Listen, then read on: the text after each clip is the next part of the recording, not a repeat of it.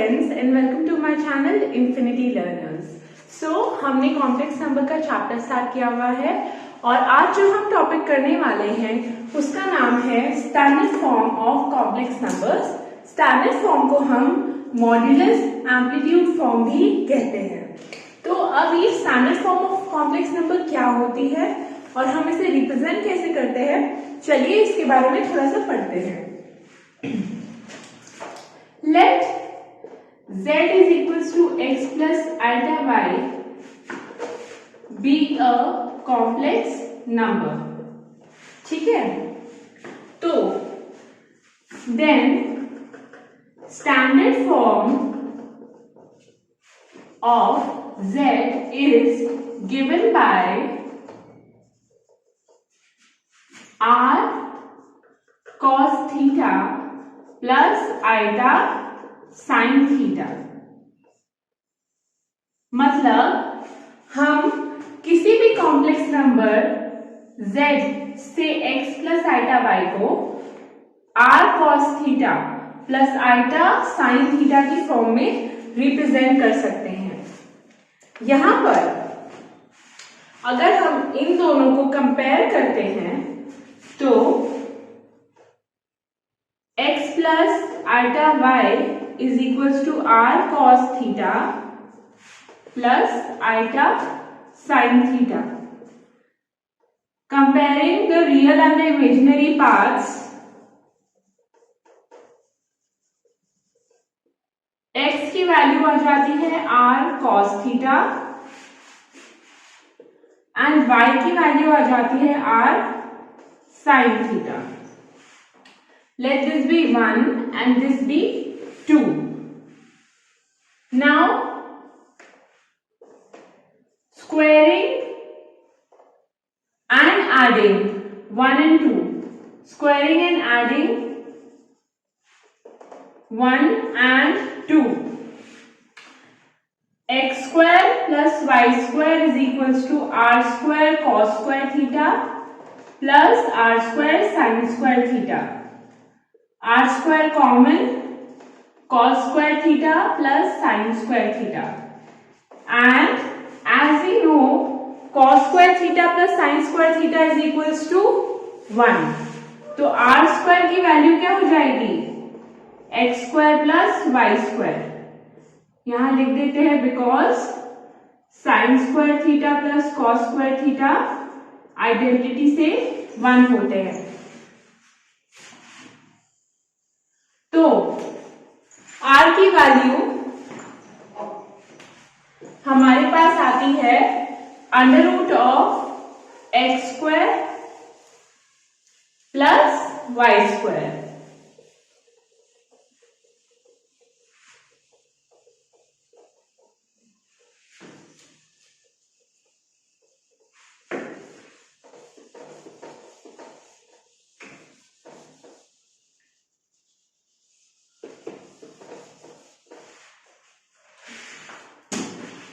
Therefore, r की value क्या आ जाती है, r स्क्वायर था x square plus y square which implies r is equals to under root of x square plus y square.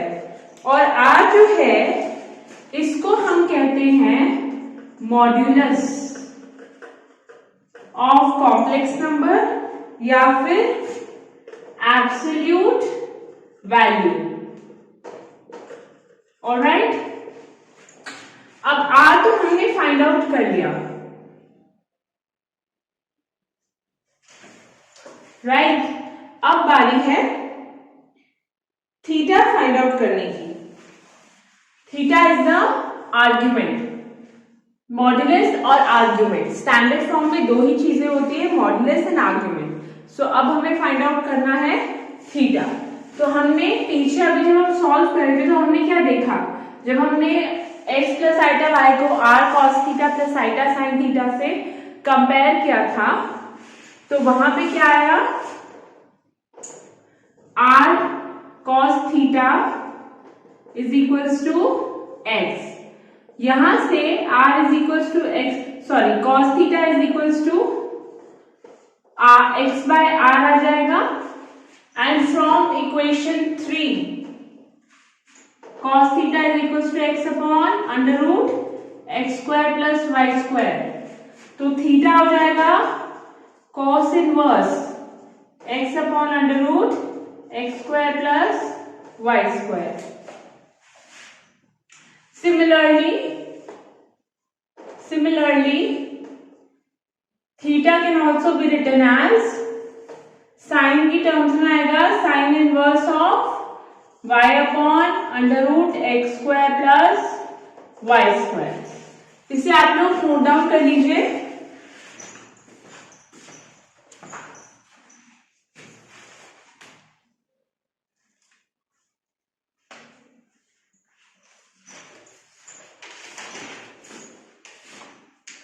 यहां हमारे पास जो थीटा है it is called argument and r हमारा था मॉड्यूलस. तो आगे जो भी क्वेश्चंस आएंगे वहां हमें theta and r find out करने हैं एंड उसके बाद हमें स्टैंडर्ड फॉर्म में कॉम्प्लेक्स नंबर को रिप्रेजेंट करना है. थीटा को आर्ग्यूमेंट भी कहते हैं और एम्पलीट्यूड भी कहते हैं, जैसे आर को मॉड्यूलस या फिर एब्सोल्यूट वैल्यू कहते हैं. Alright, okay.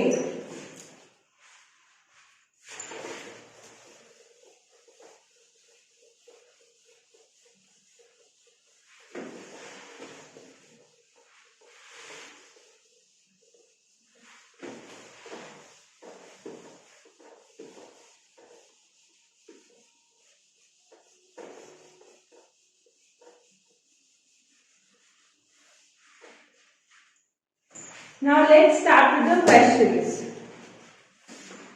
Question है, represent -1 plus under root of -3 in standard form. Right? अब हमें ये गिवन है, इसको मान लीजिए z है. It can also be written as -1 plus iota root 3, क्योंकि अंडर रूट ऑफ -3 है तो अंडर रूट ऑफ -3 को आप iota root 3 भी लिख सकते हैं. अब इसमें स्टैंडर्ड फॉर्म क्या कहती है? स्टैंडर्ड फॉर्म है r cos theta plus iota sin theta. Comparing r की वैल्यू हमें पता है under root of x square plus y square होती है. Since r is equals to under root x square plus y square, तो z में x की value क्या है? Here x is equals to -1 and y is equals to √3. तो substitute कर दो r को फाइंड आउट करने के लिए. -1 का स्क्वायर प्लस √3 का square which is equals to under root of 1 प्लस 3. r की वैल्यू क्या आ जाएगी? 2. राइट? अब ये तो हो गया मॉड्यूलस. अब हमें क्या फाइंड आउट करना है? एम्पलीट्यूड फाइंड आउट करने के लिए हमारे पास फॉर्मूला क्या है? cos theta is equals to x upon under root x square plus y square. तो cos थीटा की वैल्यू क्या हो जाएगी? x की वैल्यू है -1 और r की value under root x square plus y square r है ना, तो r की वैल्यू अभी हमने फाइंड आउट की है 2. ऐसे ही साइन थीटा की वैल्यू क्या हो जाएगी? y बाय r होती है, तो y इधर क्या है? √3. तो अब यहां से इन दोनों में से आपको एंगल फाइंड आउट करना है. इसके लिए हमें थोड़ी सी ट्रिग्नोमेट्री आनी जरूरी है कि कौन से क्वाड्रेंट में एंगल की वैल्यू क्या होती है ये हमें पता होना चाहिए। आई होप आपने अर्लियर क्लासेस में पढ़ा होगा ट्रिग्नोमेट्री में, बट स्टिल आपको मैं थोड़ा सा रिवाइज करा देती हूँ। ये हमारे पास क्वाड्रेंट्स हैं, right. First quadrant, second, third, fourth. तो फर्स्ट क्वाड्रेंट में मेनली हमारा फोकस साइन, कॉस और टैन पे रहता है, राइट। तो फर्स्ट क्वाड्रेंट में तीनों साइन, कॉस एंड टैन की जो वैल्यूज होती हैं वो पॉजिटिव होती हैं। आर्ग्यूमेंट की जो वैल्यूज होती हैं पॉजिटिव होती हैं। सेकेंड क्वाड्रेंट में साइन पॉजिटिव रहता है, कॉस एंड टैन नेगेटिव रहता है। इसको कहीं साइड पे अपनी नोटबुक्स में नोट डाउन कर लो, ये बहुत आगे तक चलने वाली चीज है। ट्रिग्नोमेट्री की जितनी भी प्रॉब्लम्स होती हैं एंगल से रिलेटेड, वो सारी इससे सॉल्व हो सकती हैं। थर्ड क्वाड्रेंट में टैन पॉजिटिव रहता है, साइन, कॉस नेगेटिव रहते हैं। एंड फोर्थ क्वाड्रेंट में कॉस पॉजिटिव रहता है, साइन, टैन नेगेटिव रहते हैं। तो फर्स्ट क्वाड्रेंट में तीनों चीजें पॉजिटिव, सेकेंड में सिर्फ साइन पॉजिटिव, कॉस और टैन नेगेटिव, थर्ड में टैन पॉजिटिव, साइन और कॉस नेगेटिव, फोर्थ में कॉस पॉजिटिव, साइन और टैन नेगेटिव। अब ये पता है 0 है, π/2 है, पाई है, 3π/2 है, 2π है, राइट। तो यहां से अगर हम इसका वैल्यू देखें, थीटा, थीटा क्या हो जाएगा, कॉस इनवर्स ऑफ -1/2, राइट। और थीटा हो जाएगा साइन इनवर्स ऑफ √3/2। अब कॉस इनवर्स -1/2, पहले तो कॉस जो है वो -1/2 मतलब नेगेटिव वैल्यू, मतलब कौन सा क्वाड्रेंट होगा। अगर मेरे को ये लिखना है तो मैं इसको क्या लिख सकती हूँ, कॉस थीटा अगर -1/2 है तो ये कब होगा, जब थीटा की वैल्यू, पहले तो कॉस 60 की वैल्यू जो है वो क्या होती है 1/2, राइट। हमें पता है cos 60 = 1/2। अब कॉस के कौन से एंगल पे वैल्यू -1/2 होगी ये हमें फाइंड आउट करना है। तो हमें ये पता है कि कॉस जो है वो नेगेटिव होता है पाई माइनस में, सेकेंड क्वाड्रेंट में। तो 60 को आप क्या लिख सकते हो, कॉस ऑफ पाई माइनस, क्या लिख सकते हो, कॉस ऑफ 180 डिग्री -60 लिख सकते हो।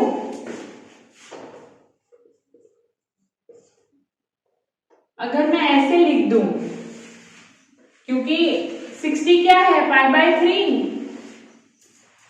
तो cos 180 डिग्री माइनस थीटा क्या होता है, cos 180 डिग्री माइनस थीटा क्या होता है, माइनस cos थीटा, राइट। तो ये वैल्यू क्या होगी थीटा की, 2π/3। ऐसे ही जो अगर साइन √3/2 कब होगा, साइन 60 की वैल्यू √3/2 होती है, बट सेकेंड क्वाड्रेंट में साइन पॉजिटिव है, तो ये पर्टिकुलर पार्ट भी 2π/3 को सेटिस्फाई कर रहा है।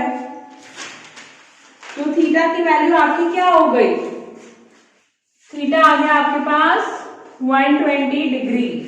आई होप आपको ये तो अब तक क्लियर ही होगा ना। कि नेगेटिव और पॉजिटिव कहाँ होते हैं। तो cos थीटा -1/2 था, sin थीटा √3/2 था। अब ऐसा हमें थीटा की वैल्यू निकालनी है जो कि दोनों, ये जो दोनों पार्ट्स हैं cos थीटा और sin थीटा को सेटिस्फाई करे। तो हमने देखा कि थीटा जो है cos की वैल्यू में नेगेटिव कब होगा, सेकेंड क्वाड्रेंट में, और सेकेंड क्वाड्रेंट में sin की वैल्यू क्या होगी, पॉजिटिव। तो 2π/3 जो है वो 1/2 और √3/2 दोनों वैल्यूज को सेटिस्फाई कर रहा है यहाँ। तो इसीलिए थीटा की वैल्यू होगी 2π/3 यानी कि 120 डिग्रीज। इसको आप नोट डाउन कर लो।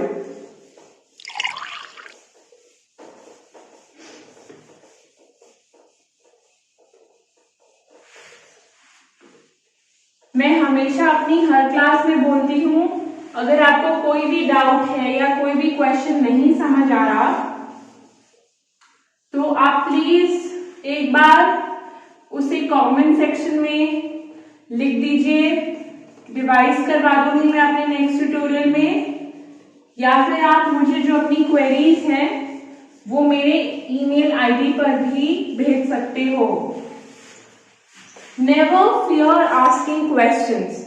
डोंट थिंक कि कोई भी क्वेश्चन जो है वो सिली होगा। No question is silly. Each and every doubt is going to take you to the next level, right?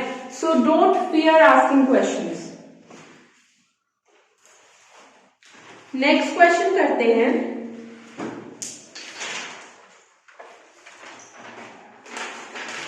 Question दिया है, put the following in the form of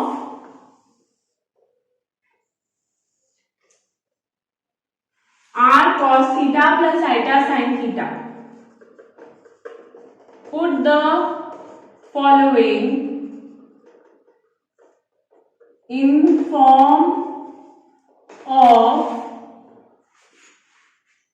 r cos theta plus eta sin theta. और दिया क्या हुआ है हमें, given is 2 + eta/3 + eta का square. आप क्या करोगे इस केस में, आप इनके स्क्वायर्स जो है वो ओपन करो। 4 + eta² + 4 eta/9 + eta² + 6 eta। eta² की वैल्यू क्या होती है, -1, तो 4 - 1 + 4 eta/9 - 1 + 6 eta, राइट? तो क्या आ जाएगा, 3 + 4 eta/8 + 6 eta। ये तो इसको हमने सिंप्लीफाई कर दिया। अभी हमें इसका क्या करना है, कॉन्जुगेट से multiply and divide. Multiply by 8 - 6 eta, divide by 8 - 6 eta, right? अब आप इसकी मल्टीप्लिकेशन को सॉल्व करोगे तो आपके पास रिजल्ट आएगा 50 eta/100 = eta/2। eta/2 को आपको r cos theta plus eta sin theta की फॉर्म में अगर रिप्रेजेंट करना है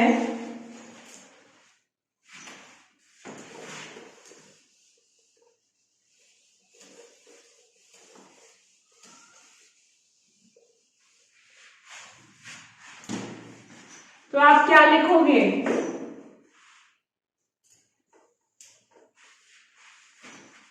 z है आपके पास 0 + 1/2 eta, राइट?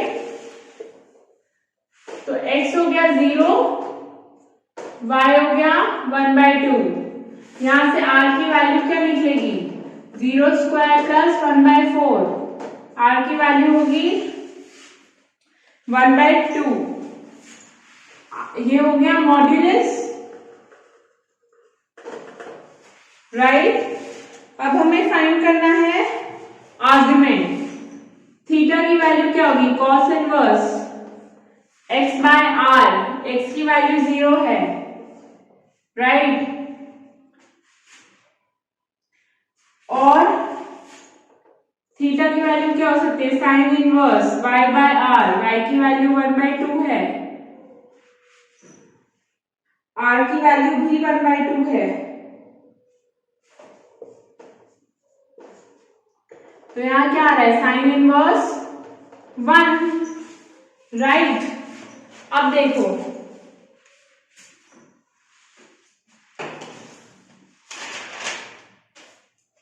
हम कहां जाके फंस रहे हैं। कॉस थीटा की वैल्यू 0 कौन से एंगल पे होती है, 90 डिग्रीज पे, और साइन थीटा की वैल्यू 1 जो है वो कहां होती है, 90 डिग्रीज पे। तो थीटा की वैल्यू क्या आ जाएगी, π/2। अब इसको तुम ऐसे भी कर सकते हो, थीटा जो है वो क्या होगा, tan इनवर्स की फॉर्म में भी कर सकते हो। अगर मुझे tan इनवर्स की फॉर्म में थीटा फाइंड आउट करना है तो डिवाइड कर दूंगी मैं जो हमारे पास वैल्यूज थी, r cos theta is equals to x, r sin theta is equals to y था हमारे पास, स्टार्टिंग में हम पढ़ चुके हैं। तो अगर मैं y बाय x करूं तो मेरे पास आता है r tan theta is equals to y by x dividing 2 divided by 1, तो tan थीटा हो जाएगा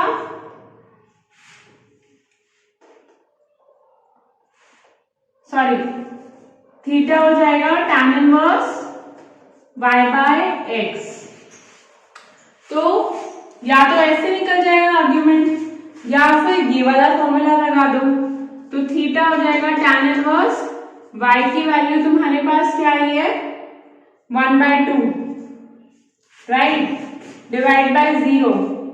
तो ये हो जाएगा तुम्हारे पास tan inverse anything 1/0 is infinity, anything divide by 0 is infinity, so theta is tan inverse infinity, theta is equals to π/2।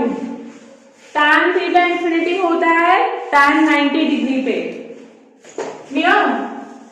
तो ऐसे भी हम टैंजेंट का फॉर्मूला यूज करके थीटा निकाल सकते हैं।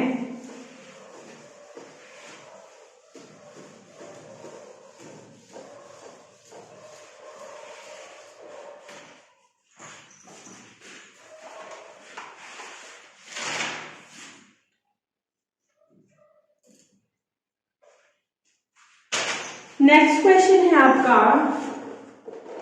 Find modulus and argument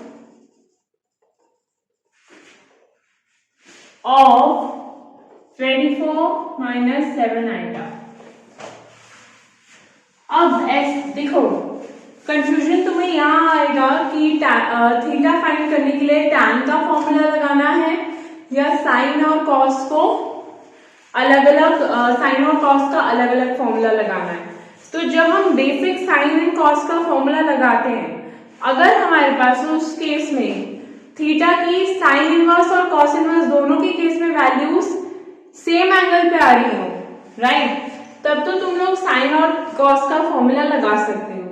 but अगर हमारे पास थीटा की वैल्यूज ऐसी आएंगी जो इस क्वेश्चन में आ रही है, हमें दिख रहा है थोड़ी अनसर्टेनिटी, वहां पे tan इनवर्स का फॉर्मूला लगेगा। देखते हैं कैसे। यहाँ पे z क्या है, 24 - 7 आइटा, ये x हो गया, ये y हो गया, r की वैल्यू क्या आएगी, 24 का स्क्वायर प्लस -7 का स्क्वायर।